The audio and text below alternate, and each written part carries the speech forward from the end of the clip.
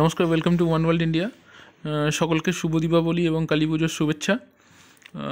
আমরা দেখতে পাচ্ছি স্ক্রিনে government of West Bengal finance department audit branch থেকে একটি অর্ডার বেরিয়েছে এবং ডেটটা হচ্ছে 25শে অক্টোবর 2019, কালী পুজোর আগে। এবং এইখানে যে বিষয়টা নিয়ে আমরা আলোচনা করব সেটা হচ্ছে মেনলি লাইফ সার্টিফিকেট পেনশনারদের জন্য। আমরা সকলেই জানি যে যে সমস্ত আমাদের পেনশনাররা আছে পশ্চিমবঙ্গে, তাদেরকে প্রতি বছর নভেম্বর মাসে তাদের লাইফ সার্টিফিকেট বা তাদের জীবিত থাকার প্রমাণ দাখিল করতে হয় ব্যাংকে বা ট্রেজারিতে, এবং সেই মর্মে একটি অর্ডার বেরিয়েছে। আজকে আপনাদের সামনে আমরা এই অর্ডারটা পড়ে শোনাবো এবং বিস্তারিত বোঝানোর চেষ্টা করব। দেখুন আপনার স্ক্রিনে order number 5909 FY dated 25th October 2019 notification. Introduction of facility for submission of life certificate through digital mode for the pensioners or family pensioners drawing pension through the treasuries of West Bengal. In terms of sub-rule 2 under rule 4.171 of West Bengal Treasury Rule 2005, every pensioner or family pensioner drawing pension from the state exchequer is required to submit life certificate mandatorily in the month of November each year as per format provided therein. The life certificate is the prescribed format duly verified by the authorities mentioned in the rule is to be submitted to the pension disbursing authority either directly or through the bank. Under the existing provision, pensioners are required to visit the treasury or the bank branch in which they have their pension account for submission of life certificates, which often causes great difficulties to the aged pensioners as well as to those pensioners whose residence are far away from the bank branch or treasury. Moreover, printing of physical copies of blank life certificate, their delivery to the disbursing bank branches beforehand, verification and collection of life certificate scrutiny and their entry in system, preserving the physical copies of life certificate etc. involve a great deal of manpower and cost. এখানে mainly যেটা বলেছে অর্ডারে একটা introduction দিয়েছে যে প্রতি বছর November মাসে যে প্রত্যেক পেনশনারদের লাইফ সার্টিফিকেট জমা করতে হয় তার ব্যাপারে ডিটেলসটা বলেছে। এবং লাস্ট লাইন যেটা ফার্স্ট প্যারাগ্রাফের লাস্ট লাইনে যেটা বলেছে যে এই লাইফ সার্টিফিকেটগুলোর যে ফরম্যাটগুলো যেগুলো ব্যাংকে আসে ব্ল্যাঙ্ক ফরম্যাট, যেগুলো ডিসবার্স করা হয় সেন্ট্রালি, তো সেগুলো ডিসবার্স করাটা একটা প্রবলেম। এবং এই life certificate filled up life certificate যেগুলো পেনশনাররা ফিল আপ করে ব্যাংকে বা ট্রেজারিতে জমা দেন, সেগুলো ফিজিক্যাল কপিগুলো ভেরিফিকেশন করা, সিস্টেমে এন্ট্রি করা, এগুলোর জন্য হিউজ ম্যান পাওয়ার এবং খরচের প্রয়োজন। তো সেই জন্য 2 নম্বর পয়েন্টে কী বলেছে দেখে নিন। The government was considering from some time past to provide a facility for submission of digital life certificate by the pensioners or family pensioners without physically appearing at the particular treasury or bank. Accordingly, the governor is pleased to introduce the facility for submission of digital life certificate to leverage the benefit of digitization for the pensioner or family pensioner drawing pension from the state treasuries, in addition to existing facility of submission of physical life certificate at the treasuries or bank. 2 নম্বর পয়েন্টে যেটা বলছে যে যেহেতু আমাদের বয়স্ক পেনশনাররা যারা আছেন এবং যাদের বাড়ি নির্দিষ্ট ট্রেজারি থেকে অনেকটাই দূরে, তাদের জন্য এই ফ্যাসিলিটিটা অনেক দিন ধরে পশ্চিমবঙ্গ সরকারের মাথায় ছিল এবং সেটা আজকে এটাকে এক্সারসাইজ করা হলো। এবং এই অর্ডারের পরে যেটা হবে যে আপনারা আপনাদের লাইফ সার্টিফিকেট যেমন আপনারা দিচ্ছিলেন ফিজিক্যালি ব্যাংকে বা ট্রেজারিতে প্রেজেন্ট থেকে ফর্ম জমা দিয়ে, এছাড়াও আপনারা যেটা করতে পারবেন সেটা হচ্ছে অনলাইনে বা ডিজিটালি আপনারা লাইফ সার্টিফিকেট জমা দিতে পারবেন। এবং এটার জন্য যে পদ্ধতিগুলো বলেছে এইখানে, সেগুলো আমার মনে হয় এখনও যথেষ্ট নয় এক্সপ্লেন করার জন্য। এটা আমরা পরবর্তীতে আরও ডিটেলসে আলোচনা করব। It has been decided, দেখুন এই বোল্ডে লেখার পরে, it has been decided that the pensioners or family pensioners including those in receipt of pension through money order will have the option of submitting digital life certificate. এবং যাদের যে সমস্ত পেনশনারদের money order করে টাকা পৌঁছে দেওয়া হয়, পেনশনের টাকা পৌঁছে দেওয়া হয়, তাদেরকেও কিন্তু ডিজিটাল লাইফ সার্টিফিকেটের আওতায় আনা হচ্ছে। অর্থাৎ তারা ডিজিটালি জিনিসটা করতে পারবেন, ফিজিক্যালি প্রেজেন্ট না থেকেও হবে। It may be pertinent to mention here that the submission of digital life certificate is fully optional. The pensioner may continue to submit physical life certificate at the bank or treasury following the existing procedure. The pensioner or family pensioner have the flexibility and choice of selecting a method for submission of life certificate which is convenient to him or her. এখানে দেখুন এটা underline করে এবং বোল্ডে লিখে দিয়েছে যে এই পদ্ধতি ডিজিটালি যে লাইফ সার্টিফিকেট জমা দেওয়ার পদ্ধতিটা এটা সম্পূর্ণ কিন্তু পেনশনের উপর ডিপেন্ড করছে এবং এটা সম্পূর্ণ অপশনাল। আপনারা এতদিন যেভাবে লাইফ সার্টিফিকেট জমা দিয়ে এসছেন ঠিক ওরমভাবেই লাইফ সার্টিফিকেট জমা দিতে পারেন, এছাড়াও আপনারা ডিজিটালি জমা দিতে পারেন, সুতরাং ঘাবড়ানোর কিছু নেই। 3 নম্বর পয়েন্টে দিয়েছে the action to be taken by the pensioner or family pensioner, pension disbursing authority, disbursing treasuries and the method of submission of digital life certificate including processing of the same at the treasuries are detailed in the Annexer A and Annexer B. 3 নম্বর পয়েন্টে যেটা বলেছে the actions to be taken by the pensioner or family pensioners, pension disbursing treasuries and the method of submission of digital life certificate including processing of the same at the treasuries are detailed in the Annexer A and Annexer B. এই documentary শেষে Annexer A আছে এবং Annexer B আছে। এই দুটোতে পেনশনাররা কী কী পেনশনারদের জন্য প্রসেসটা এবং ট্রেজারির জন্য প্রসেসটা ইন ডিটেলসে এখানে দেওয়া আছে। অর্থাৎ পেনশনাররা Annexer Aটা দেখবেন এবং ট্রেজারির অফিসার যারা আছেন তারা Annexer B দেখবেন, এবং এই Annexer A Annexer Bতে উভয় ক্ষেত্রেই ডিটেলস প্রসিডিওর দেওয়া আছে কী করতে হবে।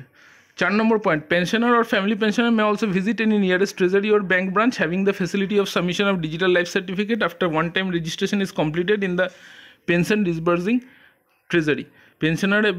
পেনশনারদের তাদের নিয়ারেস্ট ব্যাঙ্ক বা ট্রেজারিতে একবার যেতে হবে যেখানে ডিজিটাল লাইফ সার্টিফিকেটের ব্যবধান আছে। One time registration is completed in the pension disbursing treasury, এটা কবে যেতে হবে? যখন ওয়ান টাইম রেজিস্ট্রেশনটা আপনার কমপ্লিট হবে তারপরে। অর্থাৎ আপনাকে ডিজিটাল লাইফ সার্টিফিকেটের প্রসেসটার মধ্যে আসার জন্য আপনাকে একবার ব্যাংকে অবশ্যই ভিজিট করতে হবে, ব্যাংক বা ট্রেজারি যেখানে আপনার পেনশন হয় সেখানে কিন্তু আপনাকে প্রথমবার ভিজিট করতেই হবে। 5 নম্বর, however at present the facility for submission of digital life certificate is not available for those pensioners who are re-employed after retirement, employed family pensioners and unmarried daughters in receipt of family pension. They shall continue to submit life certificate and re-employment or employment declaration or declaration of non-marriage as per existing process. পেনশনারদের অবিবাহিত কন্যা এবং যারা রিটায়ারমেন্টের পরে আবার নতুন করে নিযুক্ত হয়েছেন তাদের ক্ষেত্রে কিন্তু ডিজিটাল লাইফ সার্টিফিকেটের আওতায় পড়বেন না। তাদেরকে যেমন ফিজিক্যালি লাইফ সার্টিফিকেট দিতে হতো ব্যাংকে গিয়ে, সেই পদ্ধতি তাদেরকে ফলো করতে হবে। এবং 6 নম্বরে আছে submission of life certificate and non remarriage or non employment declaration through digital mode as stated above shall have the same legal implications as of physical mode. Any false declaration in this regard shall be treated as misconduct and misrepresentation of fact for taking legal action as per rule.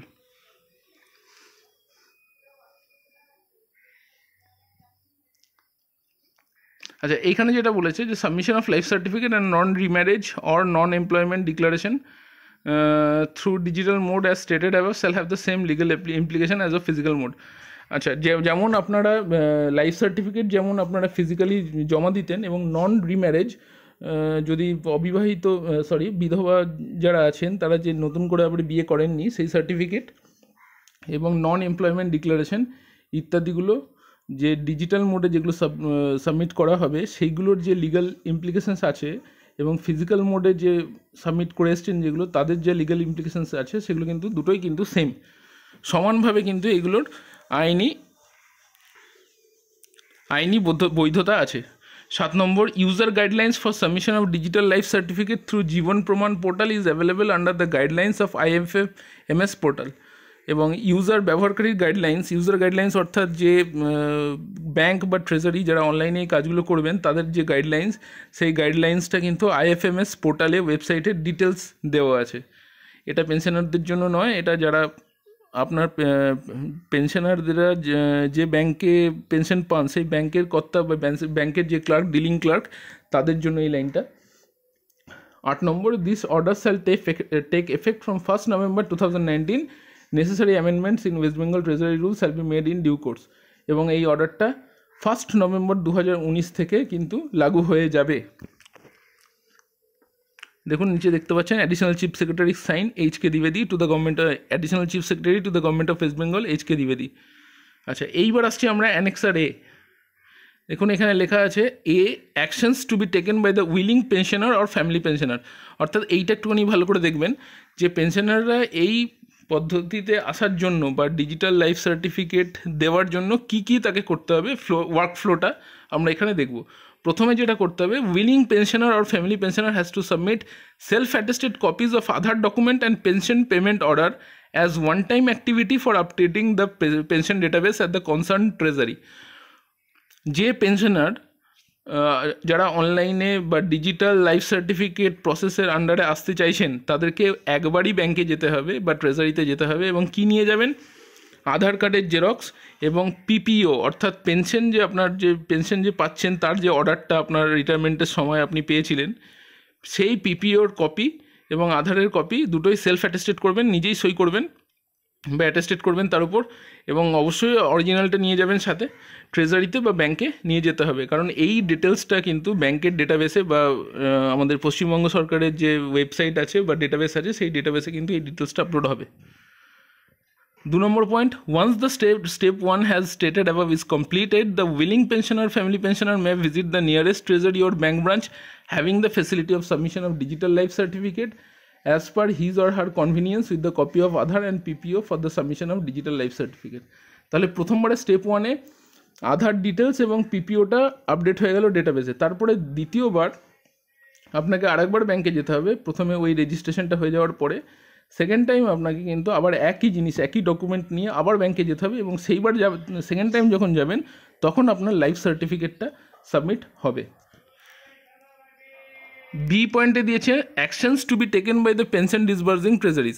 এটা ট্রেজারির ক্ষেত্রে যে সমস্ত ট্রেজারিতে থেকে আপনারা pension পান, সেই treasury অফিসাররা যারা এইগুলো ডিল করবে তাদের জন্য এই স্টেপসগুলো।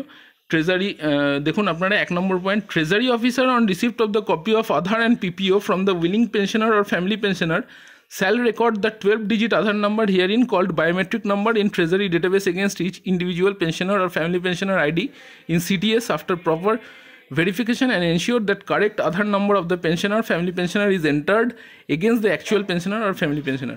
এবার ট্রেজারি অফিসার যে ডিল করবে ব্যাপারটা নিয়ে, সে কী করবে, ওয়েবসাইটে আপলোড করবে কি আধার, আপনার আধারের নাম্বার, পেনশনের যিনি পেনশনার আছেন তার 12 ডিজিটের আধার নম্বর এবং পেনশন পেমেন্ট অর্ডার, এই দুটো কিন্তু তিনি ভেরিফাই করে তার কাছে রেকর্ড রাখবেন এবং পরবর্তীতে এগুলো অনলাইনে আপলোড করতে হবে। এবং ট্রেজারির যে ডেটাবেস আছে সেখানে 12 ডিজিট আধার নাম্বারটা যে হেডে জমা করতে হবে, যে হেডে সাবমিট করতে হবে, সেটা হচ্ছে বায়োমেট্রিক নাম্বার। 2 number point. আচ্ছা, 2 নম্বর পয়েন্টে যেটা বলেছে যে অনেক সময় দেখা যায় যে কোনো একজন পেনশনার তিনি 2 জায়গার থেকে পেনশন পাচ্ছেন। If the pensioner or family pensioner is in receipt of more than one pension from the treasury, the 12-digit Aadhaar number is required to be updated against all the PPOs at the treasury after proper verification. সেই ক্ষেত্রে ট্রেজারিতে কিন্তু দুবারই আপনার আধার number কিন্তু update করতে হবে। এবং এই ক্ষেত্রে যেহেতু উনি পেনশনার দুটো পেনশন পাচ্ছেন, নিশ্চয়ই তার এগেনস্টে 2 পিপিও জেনারেট হয়েছে, অর্থাৎ পেনশন পেমেন্ট অর্ডার 2 জেনারেটেড আছে, এবং উভয় ক্ষেত্রেই তাকে কিন্তু 12 ডিজিটের আধার নাম্বার আপডেট করতে হবে। আচ্ছা, অ্যানেক্সার বি, এবার process of submission of digital life certificate at the treasury or bank. আচ্ছা, এটা হচ্ছে কিভাবে ডিজিটাল লাইফ সার্টিফিকেটটা প্রসেস হবে ব্যাংকে সাবমিশনের পরে, মানে পেনশনার ব্যাংকে সাবমিশন করবে ডিজিটাল লাইফ সার্টিফিকেট বা ডকুমেন্টগুলো, এবং সেই ডকুমেন্টগুলো নিয়ে ট্রেজারি অফিসাররা কীভাবে এটাকে প্রসেস করবে তার স্টেপটা দিয়ে দিয়েছে এখানে। ট্রেজারি অর ব্যাংক শাল ডাউনলোড অ্যান্ড ইনস্টল দ্য জীবন প্রমাণ application from the Jibon Pramaan portal in the PC or laptop. অর্থাৎ ট্রেজারিতে যে ল্যাপটপে কাজ হবে বা ডেস্কটপে কাজ হবে সেখানে এই ওয়েবসাইটটি খুলতে হবে jivanpraman.gov.in, এবং এই ওয়েবসাইট থেকে জীবন প্রমাণ অ্যাপ্লিকেশনটা ডাউনলোড করতে হবে।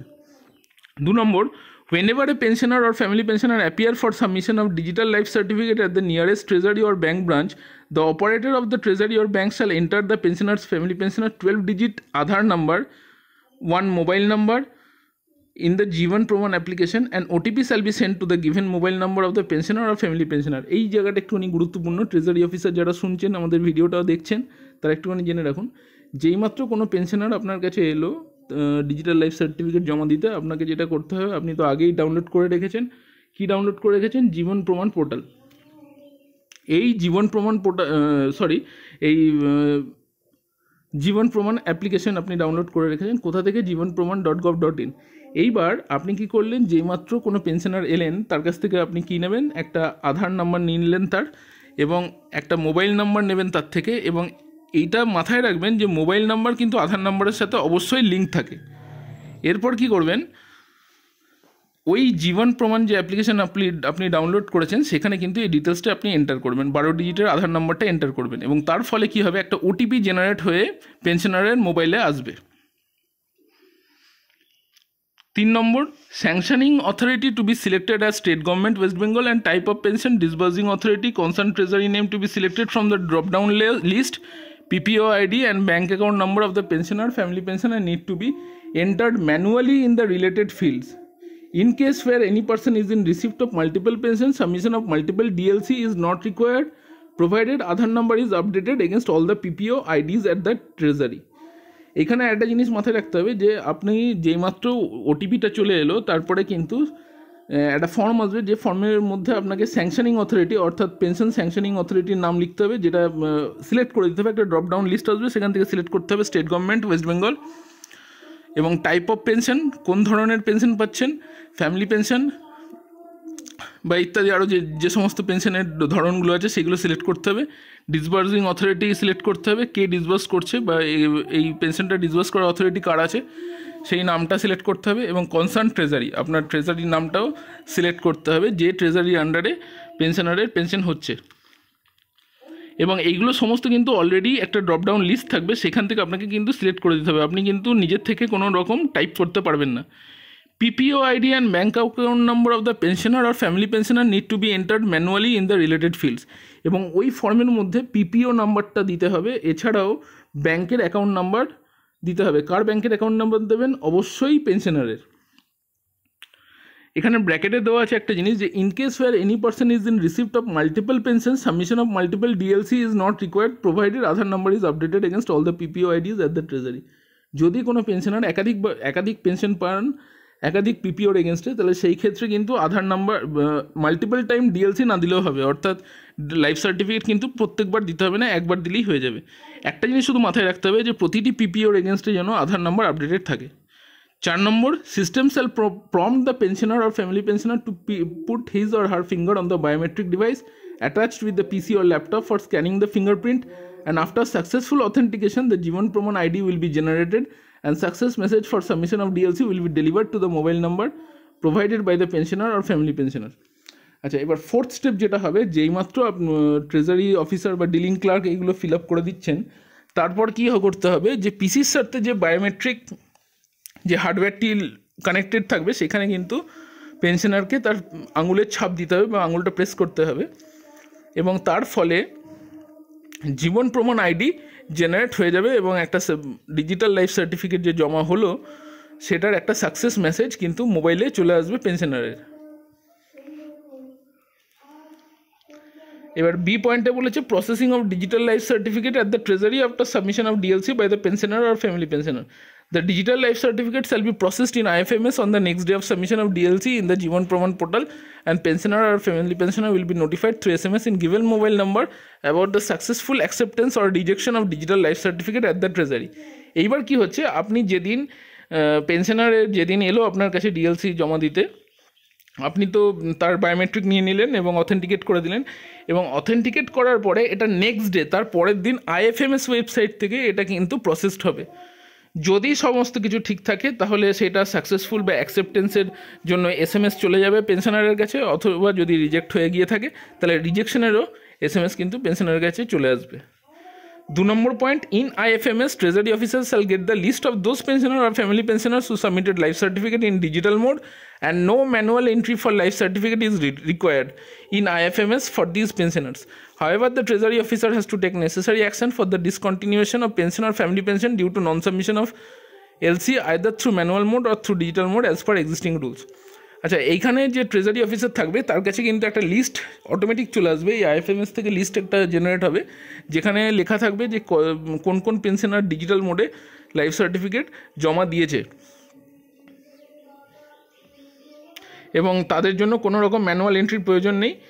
আর যদি কোনো পেনশনের যদি লাইফ সার্টিফিকেট না জমা দিয়ে থাকে তাহলে সেই ক্ষেত্রে এক্সিস্টিং যে রুলস আছে সেই রুল মেনে কিন্তু ট্রেজারি অফিসারকে যাবতীয় পেনশন বন্ধ করে দিতে হবে।